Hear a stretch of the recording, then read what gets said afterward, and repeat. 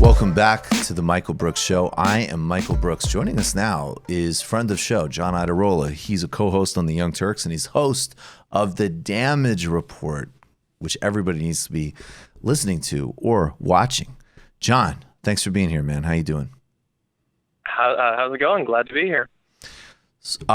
It's going well. Very happy to be talking with you, as always.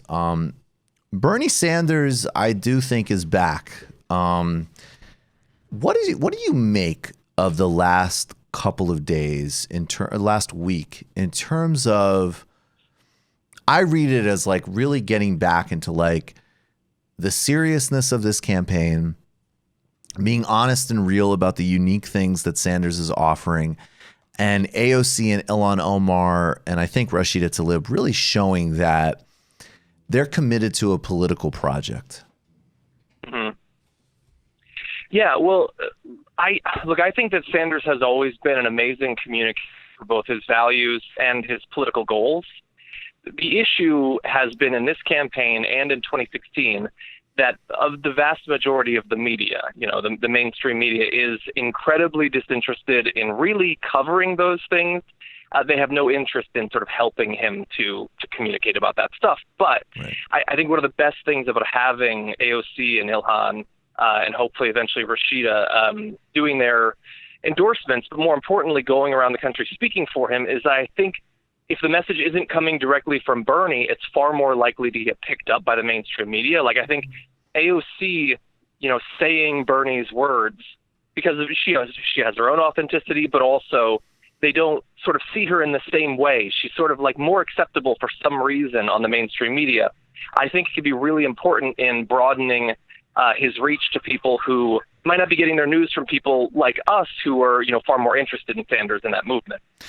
I actually have a thought about that, but just coming in right now, Bernie Sanders and Rashida Tlaib are going to hold a rally in Detroit.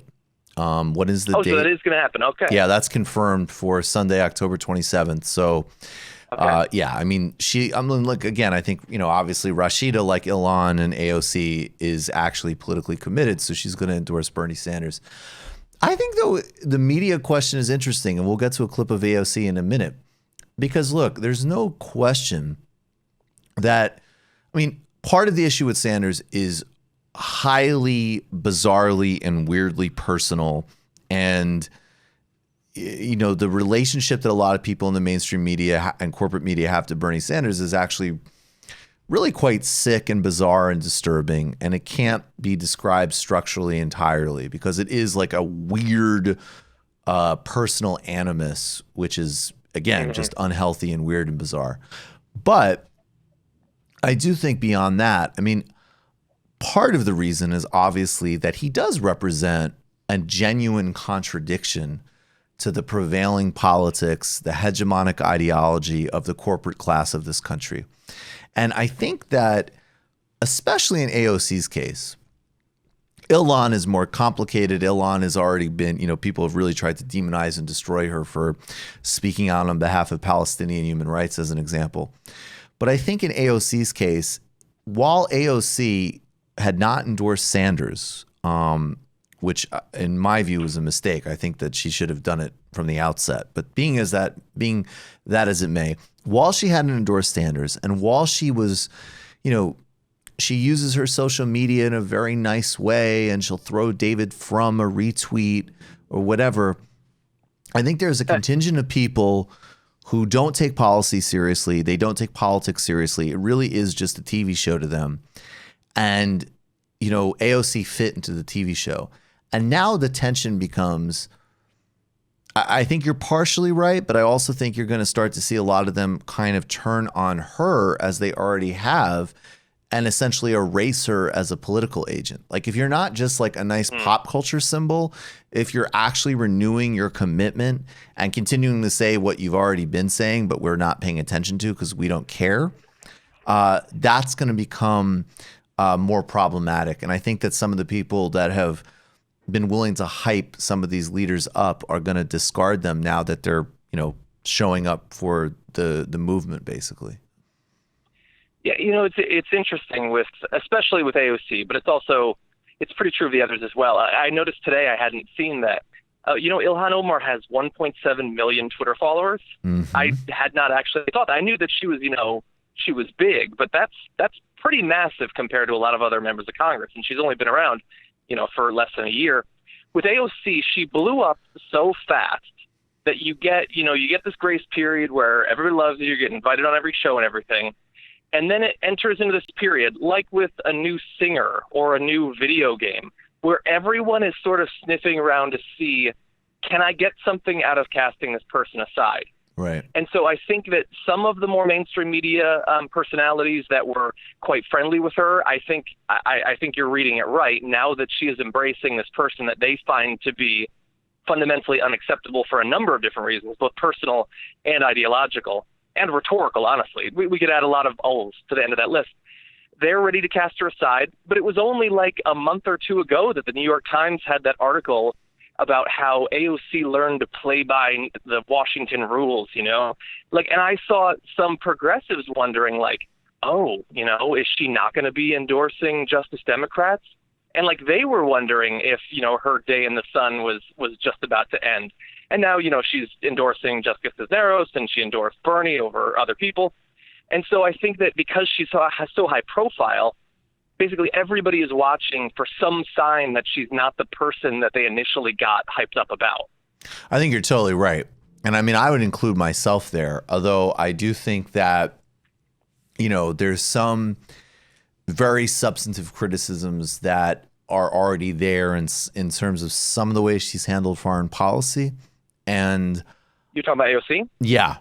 I think with Venezuela and the Middle East and even just the kind of tentativeness around other issues that again, I always critique not from the perspective of I'm not a purity person and I'm not my intention of critiquing her was never I think there's a dynamic you're describing where it's either somebody's perfect or we hate them. Mine was, of course, she's obviously good, but I see some problems here. And I would say, yes, I think if she didn't endorse Sanders, I would have a fundamental problem for sure. But she didn't do that. She went and she did do that. And I think that makes a big difference. But I do think with the kind of mainstream media fixation, as long as it's, she's cool and she's a great communicator, that's fine.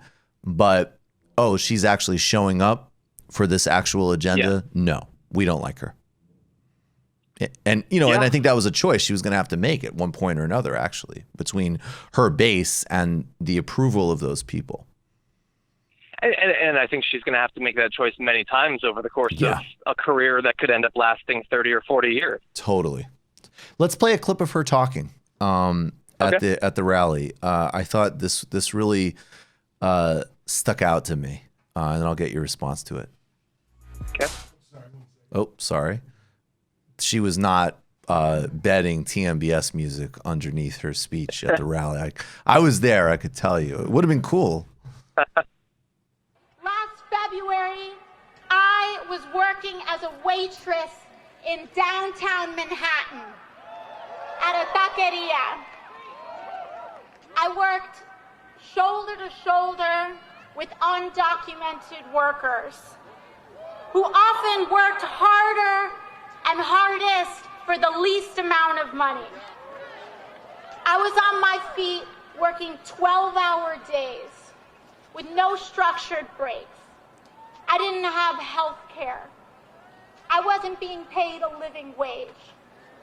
And I didn't think that I deserved any of those things. Because that is the script that we tell working people here and all over this country. That your inherent worth and value as a human being is dependent on an income that another person decided to underpay us. But what we're here to do is to turn around that very basic logic. It wasn't until I heard of a man by the name of Bernie Sanders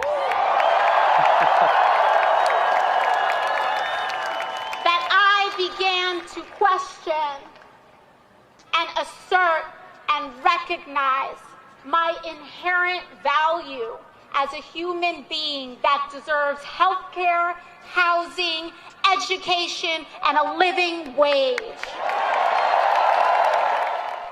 John, what do you think about that?